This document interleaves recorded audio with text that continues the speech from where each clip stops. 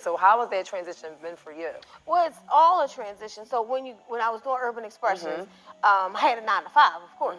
You know what I mean? Well, I was an intern, so then I had a regular 9 to 5, and then I moved from regular 9 to 5 to actually the executive assistant for the manager of the TV station we were on. So I had a very good job. I continued to have a very good job, but I made a decision then.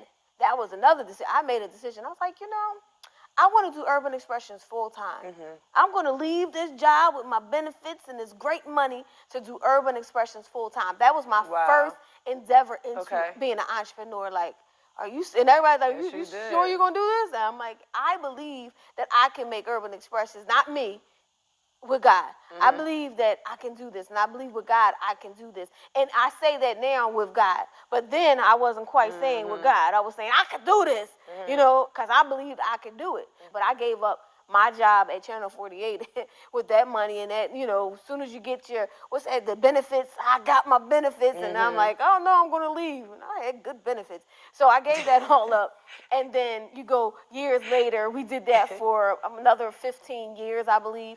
We were doing Urban Expressions, Club UX, and really making we were making good money. You know what I mean? I was able to live. But then eventually times change, things change, and then you're not making as much money. And then we changed stations. We changed. We went to Telemundo. We were the first. I remember. We were the first and only English-speaking show on Telemundo, and that was God's grace. That was God pushing me in a whole nother direction. So first and only show on Telemundo. So we're going, and the money's not as much because we're not as maybe people aren't understanding where we moved to, so it's not as much. So then the money. Yeah. You start getting into a place where, like, my goodness, I am struggling. The struggle is real. And you can't talk about the good things without talking about the bad things. Right. I'm talking about I needed my mother to help me. Mom, I got this house. I need help. And my mother loves me, and she said, I believe God is telling me to help you. So she helped me, and she helped me through that process, because I went from up to down, and I'm talking about really needing money. And people don't, you don't talk about that too much. But I needed money. I was struggling. I was having a hard time, because we weren't as popular and we weren't making as much money.